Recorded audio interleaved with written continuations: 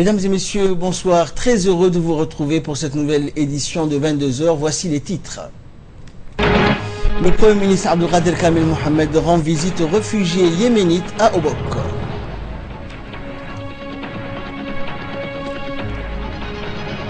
Également dans les titres, le nouveau président nigérian déclare la guerre à Boko Haram. Bonsoir et merci de nous rejoindre. Le président de la République, Ismaël Omar Guelleh, a adressé aujourd'hui, jeudi, un message de félicitations au nouveau président élu du Nigeria, Muhammadu Buhari. Et dans son message, le président de la République a salué le caractère hautement démocratique qui a disposé à l'élection de Buhari. La maturité politique manifestée par le peuple à travers cette alternance pacifique et transparente, un épisode élogieux de la nation de démocratie en Afrique, a écrit le chef de l'État. Le choix largement majoritaire du peuple ami de Nigeria qui portait sur votre candidature atteste pleinement de sa volonté de suivre son destin collectif sous votre leadership, a également écrit le président de la République. Sans doute que votre projet de réorganiser la nation nigérienne sous de nouvelles valeurs a été déterminant aux yeux de vos compatriotes, a ajouté le président Guelleh avant de réitérer au nouveau président élu du Nigeria ses vœux de succès et de réussite à la magistrature suprême nigérienne. Et concernant la situation qui prévaut au Yémen, le Premier ministre Abdelkader Kamel Mohamed, accompagné d'une délégation composée du ministre de l'Intérieur Hassan Omar, de la Santé, le docteur Kassim Issa Ousmane et d'autres personnalités, s'est rendu aujourd'hui à Obok afin de voir les installations et infrastructures mises sur place pour assurer l'accueil de bonnes conditions de réfugiés et personnes déplacées fuyant le Yémen en raison des combats qui se déroulent dans ce pays voisin. Ainsi, le Premier ministre et sa délégation se sont entretenus avec les autorités locales, les représentants de l'ONARS et des agences des Nations Unies pour connaître les besoins spécifiques à acheminer comme nourriture, boissons, médicaments, matelas et autres couvertures.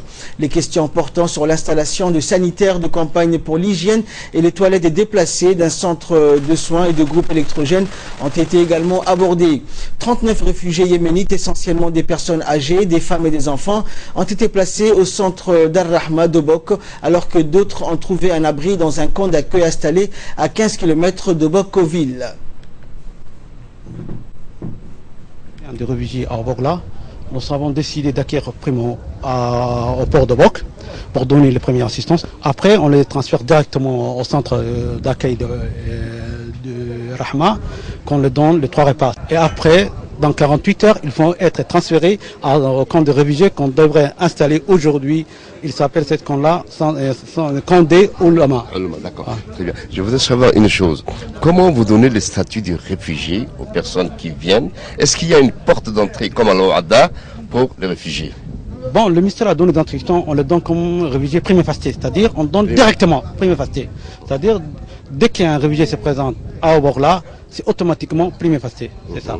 Est-ce que l'ONARS a un siège maintenant dans la région du Nord? Bientôt on l'aura, Inch'Allah. Du côté de l'OIM, nous avons un centre pour accueillir donc les réfugiés, les migrants, donc qui est à Obok.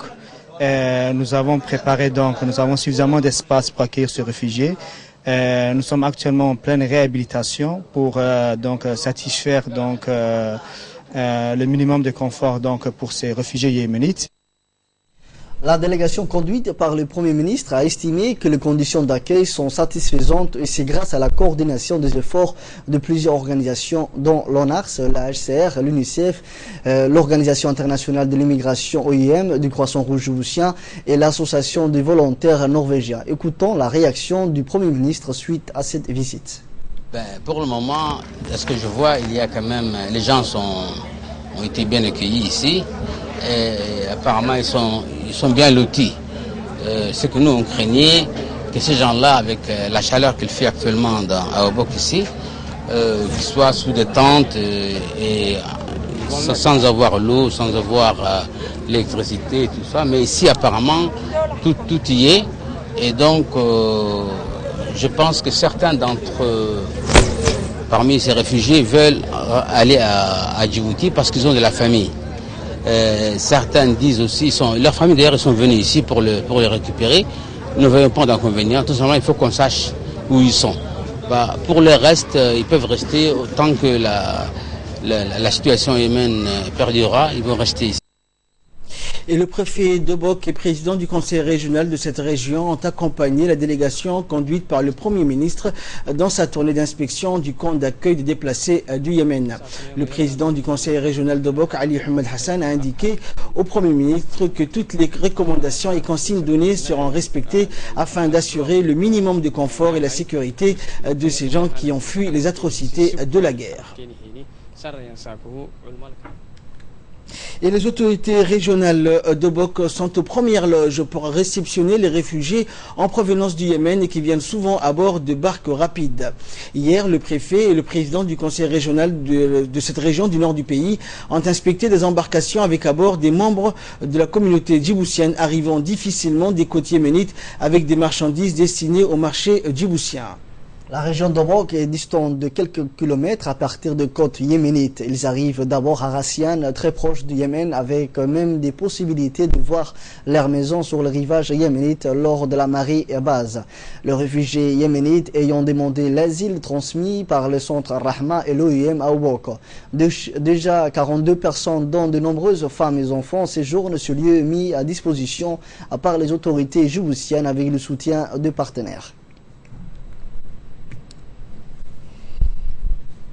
Et les opérations d'accueil des réfugiés en provenance du Yémen continuent. Un bateau yéménite avec à son bord 250 personnes de plusieurs nationalités est arrivé cet après-midi au port de Djibouti.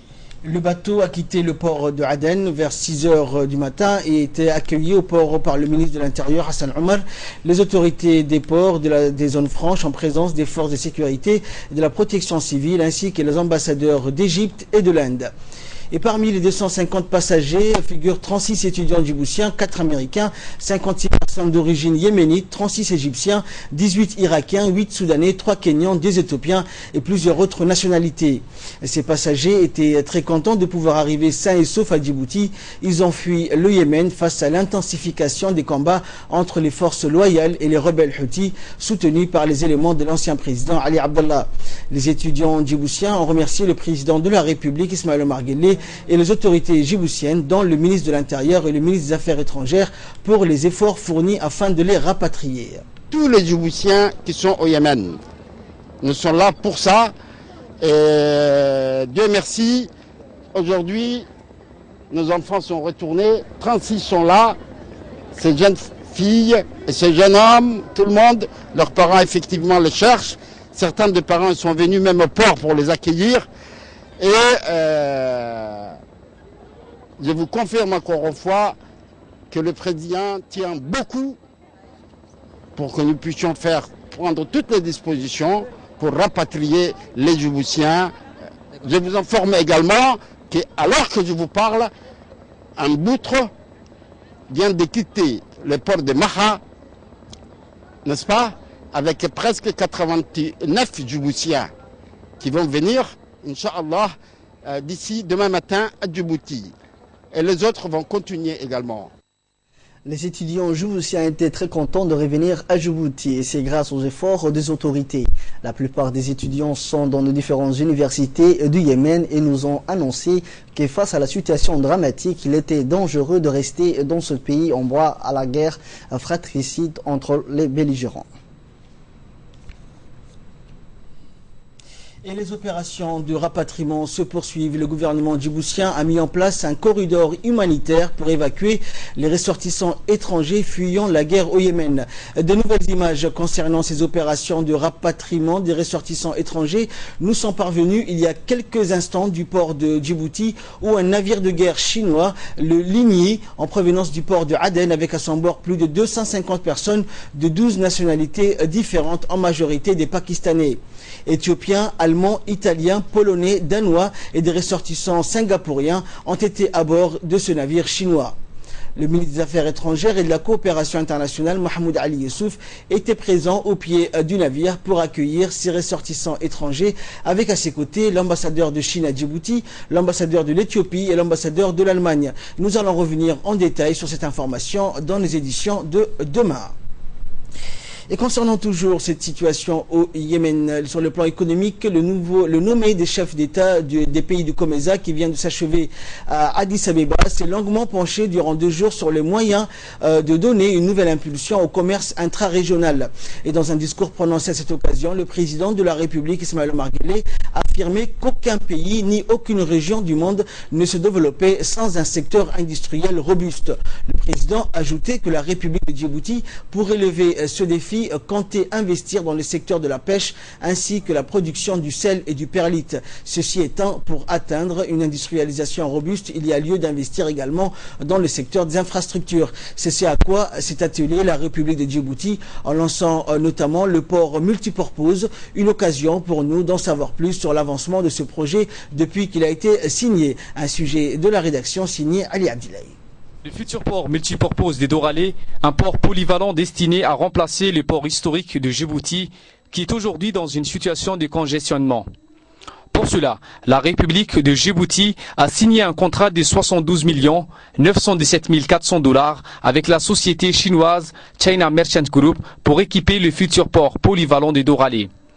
L'accord prévoit l'acquisition de 12 portiques mobiles, l'achat des pièces détachées pour une durée de 3 ans, la réhabilitation et le transfert de 2 portiques du port de Djibouti vers le site du futur port de Doralé et l'achat des équipements mobiles de manutention.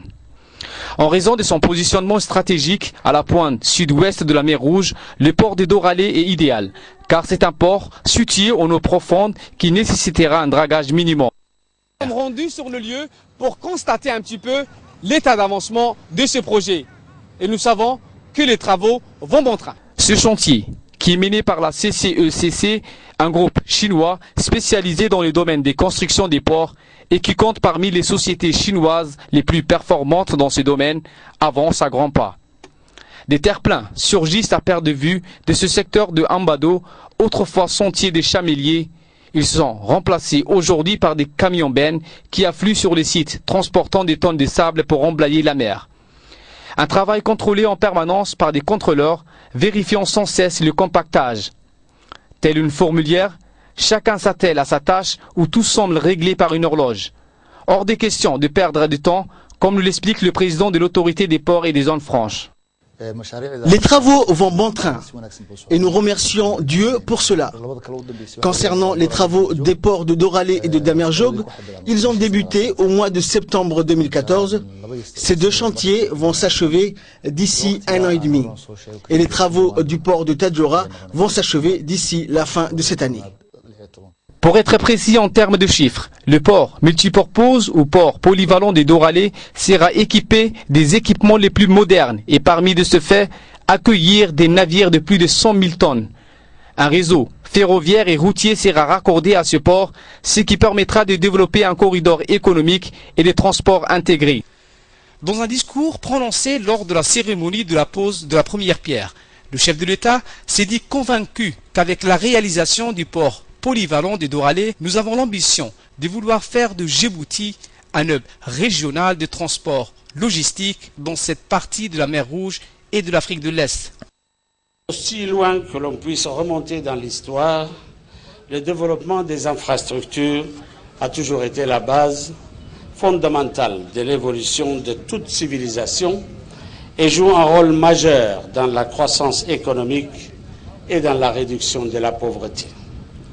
La République de Djibouti étant un pays de service, nous avons pu, grâce à une volonté et une détermination sans faille, entamer la transformation de Djibouti en un hub régional maritime viable, dynamique et propice aux affaires et aux investissements. Et bien des projets titanesques qui feront le Djibouti de demain, raison pour laquelle notre pays a misé sur le développement des infrastructures. Ce qui fera de nous le point d'entrée mais aussi de sortie de l'Afrique de l'Est et plus généralement des pays du COMESA. Dans l'actualité également, une soirée d'exposition des produits artisanaux soutenue ce matin au supermarché de Djibouti. Le ministère de la promotion de la femme et du planning familial chargé de relations avec les parlements en collaboration avec l'Union nationale des femmes djiboutiennes a organisé cette exposition. Cette initiative a permis aux associations féminines de faire de bonnes affaires en l'espace d'une seule journée. Cette soirée a vu la participation de différentes associations artisanales issues de la capitale et la région de l'intérieur. Des vêtements traditionnels, des bijoux ainsi que des objets d'art ont été exposés et vendus lors de cette soirée qui a connu une forte influence. Et en effet, la ministre de la promotion de la femme chargée des relations avec le Parlement, Hasna Barkha Daoud, la secrétaire générale de l'UNFD, Hawa Jama, ainsi que de nombreux membres de l'UNFD sont venus en masse pour profiter des vêtements traditionnels prêts à porter Made in Djibouti, ainsi que les objets d'art étalés sur les étalages de tentes installées pour cette occasion. À l'issue de la foire, l'organisatrice est présidente de l'association Kazaf, Roda, n'a pas caché sa satisfaction quant au bon déroulement de cette exposition. Et le ministre du Commerce, Hassan Ahmad Boulale, a effectué ce matin une inspection inopinée du marché de Riyad pour vérifier les prix des produits affichés, qu'il s'agisse de riz, de farine, d'huile végétale, de sucre et d'autres produits de première nécessité. Le ministère du Commerce établit régulièrement une mercuriale ou liste de produits pour indiquer les prix des produits vendus en gros ou en détail. Les commerçants sont tenus à respecter cette liste et ne pas abuser leurs clients avec des hausses de prix. Au cours de cette inspection, le ministre qui a été accompagné de hauts cadres de son département a donné quelques consignes pour enlever certains produits des étals, comme c'est le cas notamment d'huile de palme et de cuisine de très mauvaise qualité. Le ministre s'est par ailleurs enquéré des conditions de conservation de certains produits frais comme le lait ou le yaourt, les poissons ou la viande. De nombreux boutiquiers ne disposent pas de réfrigérateurs. C'est le cas aussi des détaillants qui vendent du poisson sans disposer de glacières ou de glaçons.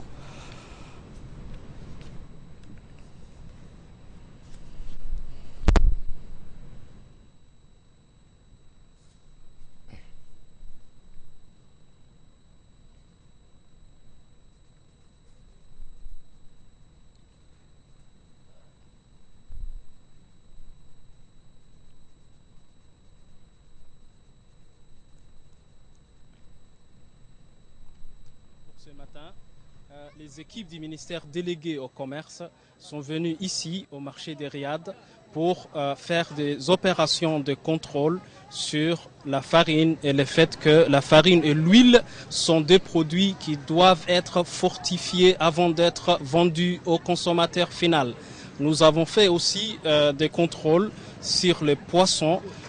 Et donc nous avons remarqué sur les poissons et les ventes des viandes que les produits étaient conformes, mais leur conservation dans certains lieux doivent être améliorées. Et pour cela, je compte sur les commerçants et sur mes équipes pour que la bonne information puisse être donnée et qu'on puisse remédier aux quelques défauts qu'on a pu constater sur le marché principal de Djibouti, le marché de Riyad.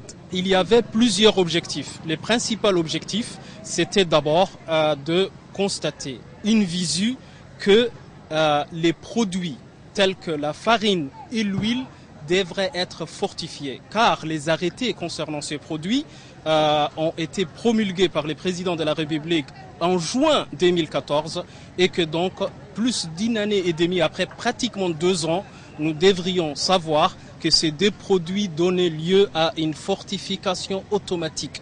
Dans le cas contraire, ils seront retirés du marché et les importateurs seront avisés pour qu'ils ne puissent plus introduire sur le marché national des produits non fortifiés. Ça, c'était le principal objectif de ce matin.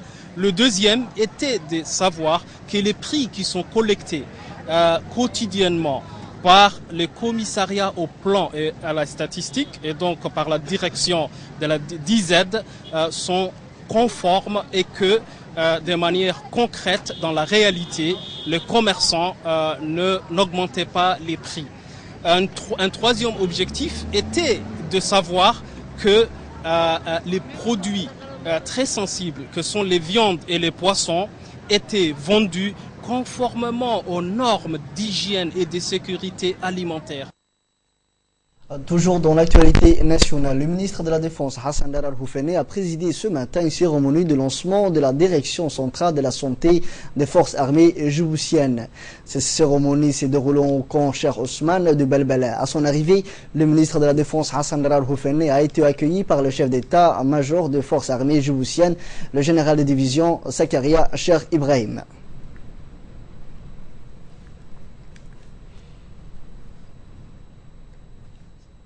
Après la revue des troupes qui lui ont rendu les honneurs, le ministre de la Défense a été salué par les différents chefs de corps de la garde républicaine, de la gendarmerie nationale, des gardes-côtes et de hauts responsables de la direction de la santé des forces armées djiboutiennes et par les officiers présents.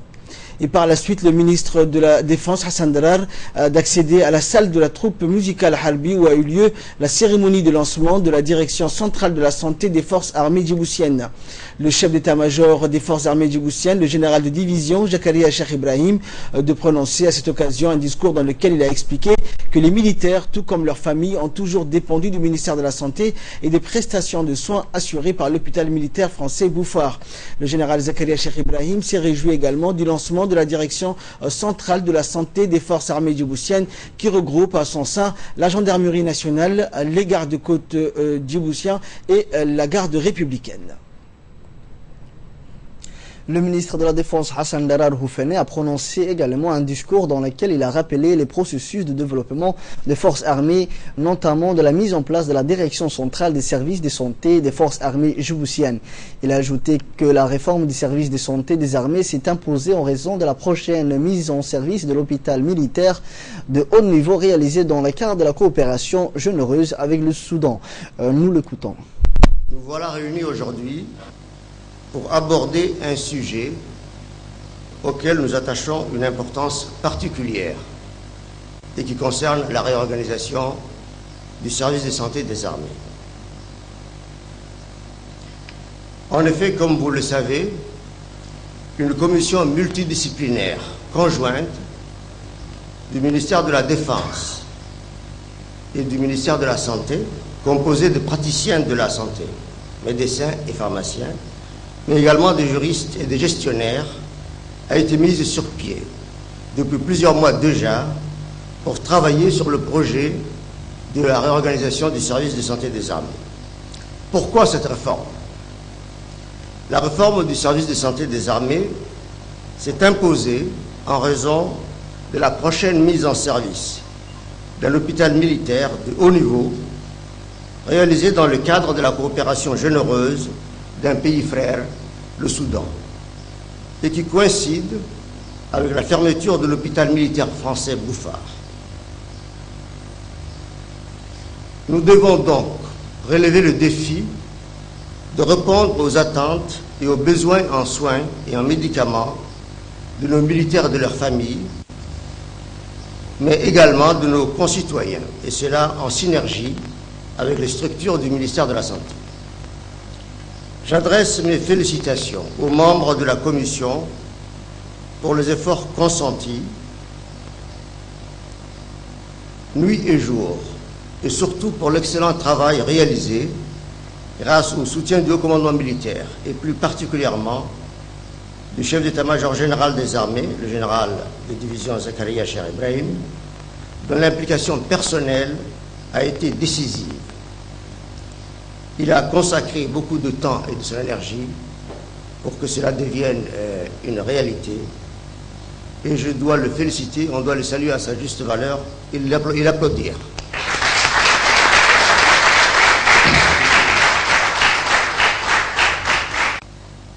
Pour cela, j'adresse un message particulier aux nouveaux et principaux responsables, surtout au colonel Ahmed Hassan Boulaleh, directeur central du service de santé des armées, pour une plus grande implication au niveau de la coordination avec les partenaires, ministère de la Santé, autres centres hospitaliers.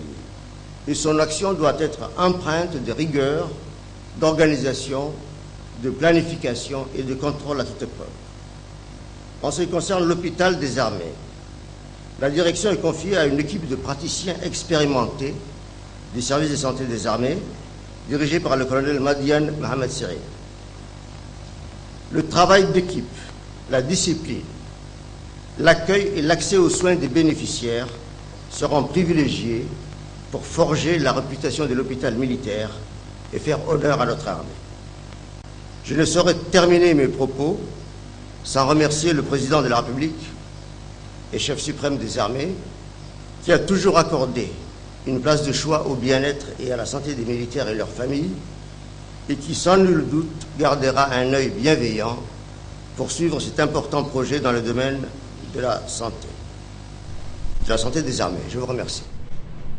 Et à l'issue du discours du ministre de la Défense, les différents responsables désignés ont été appelés pour la remise officielle de leur décret statuant sur leurs responsabilités au sein de la nouvelle institution du service de santé des armées.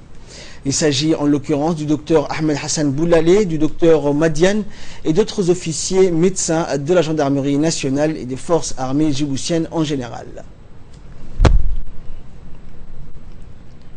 Et les décrets leur ont été remis par le haut commandement militaire de l'état-major des forces armées djiboutiennes.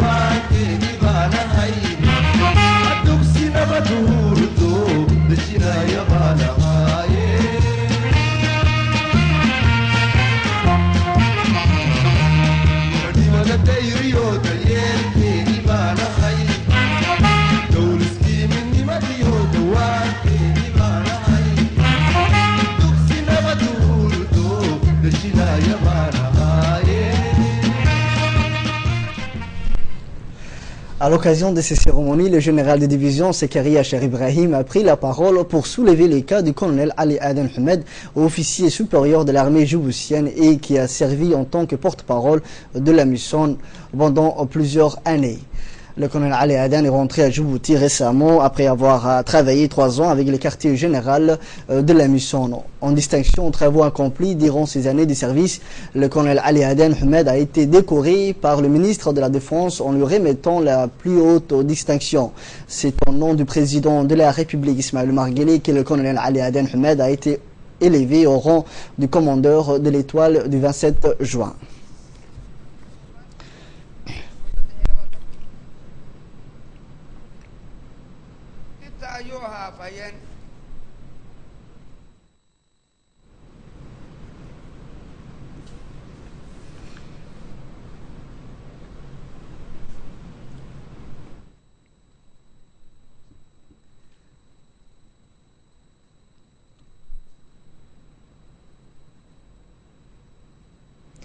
Également dans l'armée, une cérémonie de remise d'insignes au personnel OPJ de la gendarmerie nationale officier de la police judiciaire s'est déroulée ce jeudi à la caserne principale Capitaine Hamadou. Cette cérémonie qui a été présidée par monsieur le procureur général a réuni les procureurs de la République, le substitut ainsi que plusieurs magistrats. Ces nouveaux insignes de distinction adoptés par la gendarmerie sont destinés aux commandants de compagnie, aux commandants de brigade et aux brigadiers ayant la qualification d'officier de police judiciaire. Le port de ces insignes distinctifs permettra à nos concitoyens de reconnaître et d'identifier facilement le personnel investi des pouvoirs de contrainte, interpellation, GEVA, perquisition au domicile et dans les locaux publics, transfèrement, saisie, etc. L'objectif est aussi de dissiper auprès de nos concitoyens l'amalgame qu'ils font jusqu'alors entre le système judiciaire anglo-saxon qui requiert un mandat pour tout acte judiciaire et le système djiboutien qui est régi par une procédure pénale différente qui permet l'usage des contraintes pour les officiers de police judiciaire lorsque ces derniers agissent sous le cadre juridique de la flagrance. Également les autres OPJ qui ne détiennent pas des fonctions dans les commandants ou dans les brigades, mais qui ont la qualité d'officier de police judiciaire. Il s'agit d'abord pour nous d'une mesure visant à améliorer les attributs et la tenue de nos gendarmes initiés dans le commandement de la gendarmerie. Le port de ces insignes distinctifs permettra à nos concitoyens de reconnaître et d'identifier facilement le personnel investi des pouvoirs de contrainte, c'est-à-dire les interpellations, les mesures de garde à vue, les perquisitions, les saisies. L'objectif était aussi de dissiper auprès de nos concitoyens l'amalgame qu'ils font entre un système anglo-saxon et le système et la procédure mise en place ici, chez nous à Djibouti. Comme vous le savez, la plupart des fois que nos OPJ se présentent devant des domiciles, les Djiboutiens, nos concitoyens, leur demandent s'ils sont porteurs d'un mandat. Alors lorsqu'ils expliquent qu'ils ne sont pas des porteurs d'un mandat et que, suivant la procédure qu'ils suivent, ils ont le droit d'y aller directement pour rechercher des indices ou autres matériels pouvant apporter des éléments à la manifestation de la vérité, ils ne comprennent pas. C'est pour ça que nous tenions aujourd'hui, avec les insignes qu'ils portent, que nos concitoyens doivent savoir que les gendarmes porteurs de ces insignes, lorsqu'ils mènent une enquête dans le cadre de flagrant délit, qu'ils peuvent, dans les heures légales bien sûr, prévues par la justice, c'est-à-dire de 6h du matin à 21h du soir, ils ont le droit de pénétrer dans les locaux, de les fouiller et de saisir tout objet pouvant servir à les manifestations de la vérité pour l'enquête qu'ils sont en train de mener. Et dans un mot prononcé à cette occasion, le procureur général Maki Abdelkader Omar a indiqué que l'adoption de ces nouveaux insignes s'insère dans le cadre des mesures visant à améliorer les attributs et la tenue de nos gendarmes initiés par le haut commandement de la gendarmerie. On l'écoute.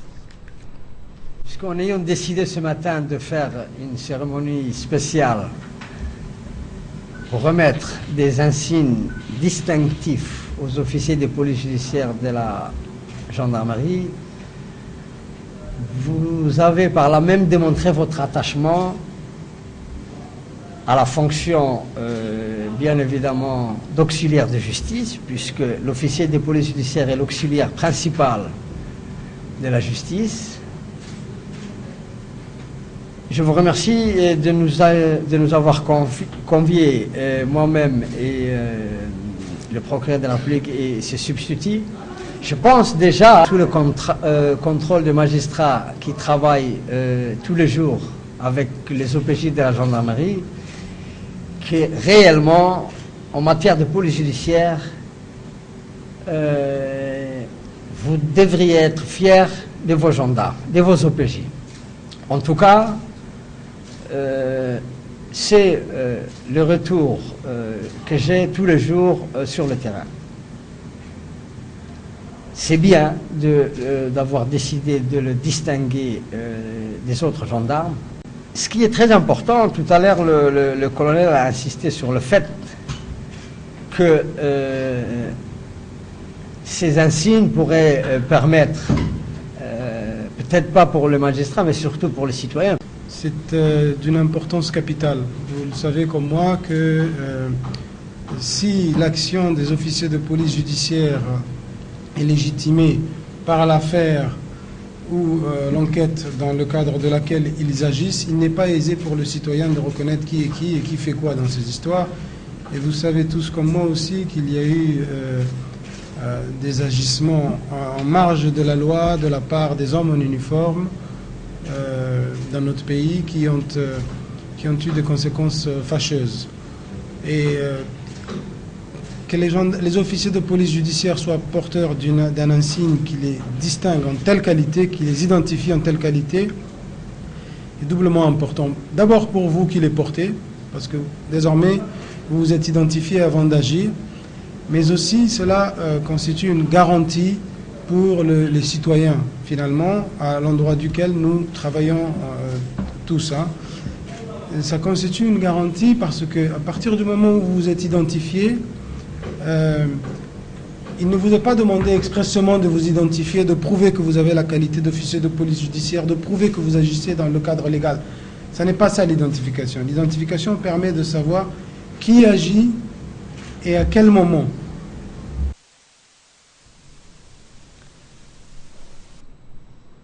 Autre nouvelle du pays, une soirée de prêche religieuse a eu lieu hier soir à l'annexe au quartier 3. Avant d'assister le prêche de Cheikh, la secrétaire nationale du parti, Hassana Barkha Daoud, accompagnée par le secrétaire fédéral de la commune de Boulaous, Abdi Ahmed Nour, a visité les locaux de l'annexe et elle a écouté les explications du président de l'annexe pour prendre connaissance de l'utilisation de matériel informatique octroyé par le secrétaire général du parti, Ilyas Moussa Douali, les mois derniers. Cette soirée religieuse a vu la participation d'une délégation conduite par le secrétaire national du parti chargé de la promotion du genre et de la famille, Madame la ministre Hassana Barkha Daoud. On prépare également le secrétaire fédéral de la commune de Boulaous, Abdi Ahmed Nour, entre autres. Les thèmes évoqués dans cette rencontre religieuse, la place de la femme dans notre religion, la bonne éducation des enfants et le rôle primordial des parents, la consolidation de l'unité nationale et la préservation de la paix ainsi que la concorde civile. Le Cheikh Awal Etaliye Jama, Cheikh Aden Mohamed Ibrahim, Cheikh Ismaël Mohamed ont été invités à cette soirée religieuse. Les militants, les sympathisants, les adhérents à la politique de ce parti RPP ont massivement participé à ces prêchés. Soulignez aussi que l'ensemble des habitants de ces quartiers 3 ont pris part à ces soirées. C'est clôturé à part de dua de l'imam Ismaël Ahmed. Et dans le cas des opérations quotidiennes de patrouille de surveillance maritime dans les eaux territoriales djiboutiennes, les gardes-côtes djiboutiens ont porté secours et remorqué vers Djibouti une embarcation de type Galba yéménite transportant des candidats à l'immigration clandestine dans la nuit du 2 avril à 3 h du matin au large des îles Sept Frères. Des centaines de personnes candidats à l'immigration clandestine, tous d'origine éthiopienne, dont une vingtaine des femmes, étaient embarquées à bord de ce bateau de type Galba. Un patrouilleur des gardes-côtes djiboutiens a récupéré à son bord une partie des candidats à l'immigration clandestine afin d'éviter un naufrage. Les gardes-côtes djiboutiens continuent une lutte sans relâche afin d'empêcher les trafiquants de profiter de la misère des gens et secourir les candidats à l'immigration clandestine qui sont embarqués à bord d'embarcations surchargés, sans gilet de sécurité, courant un grand risque de périr par naufrage. L'enquête concernant les membres d'équipage yéménite a été confiée à la brigade de recherche et d'investigation des gardes-côtes djiboutiens et les individus responsables seront traduits devant la justice, tandis que l'embarcation a été saisie et immobilisée au port de pêche dans l'attente d'une décision de la justice. En sport, à présent, une information de taille d'abord. Le secrétariat d'État à la jeunesse et au sport et la préfecture d'Arta annoncent que la course des 10 km d'Arta prévue pour demain a été reportée au vendredi 10 avril pour permettre une participation des sportifs des pays de l'IGAD. Et c'est pour de l'ouverture du championnat national de l'athlétisme de la saison 2015-2016, la Fédération djiboutienne d'athlétisme a organisé la première journée de ce championnat avec une série de courses qui a mobilisé une quinzaine de clubs de l'athlétisme. Ces différentes courses ont concerné toutes les catégories d'âge allant des cadets juniors et seniors et dans plusieurs distances, notamment les 100 mètres, 400 et 1500 mètres. À cette occasion, M. Hassan Saïd, membre du comité technique de la FDA, a indiqué dans une interview que l'ouverture de ce championnat dans de bonnes conditions et en partenariat avec le secrétariat d'État à la jeunesse et au sport. L'ouverture de ce championnat tombe à point nommé puisqu'il s'agit pour les athlètes djiboutiens et la FDA de se préparer pour le championnat arabe d'athlétisme prévu le 20 avril prochain au Bahreïn.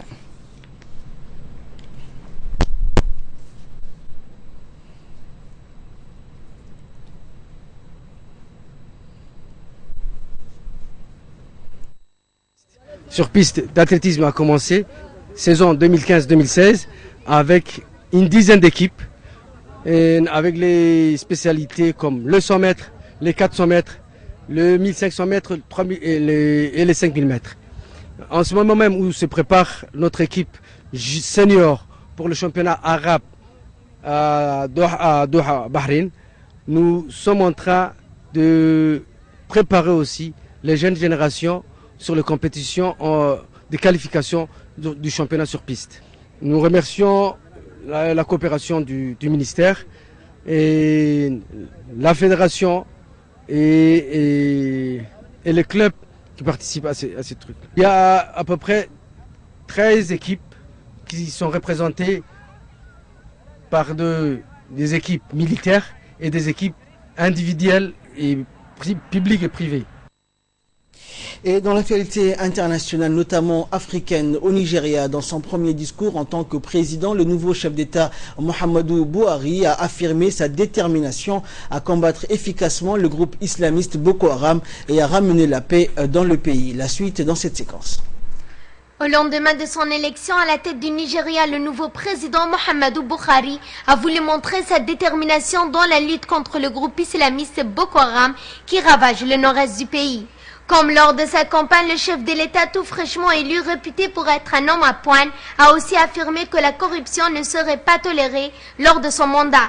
Mais alors que le souvenir de son putsch contre le président Sagari est encore dans les esprits, cet ancien général à la tête d'une junte militaire entre 1983 et 1985 a voulu balayer les craintes concernant un régime autoritaire.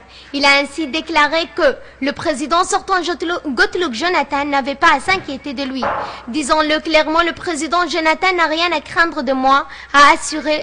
C'est un grand Nigérian et il est toujours notre président. Muhammadu Buhari, qui aime se présenter comme un homme converti à la démocratie, a ainsi promis de former un gouvernement qui sera celui de tous les Nigérians. C'était l'essentiel de l'actualité de ce jeudi. Merci à vous de l'avoir suivi et restez avec nous, le programme continue.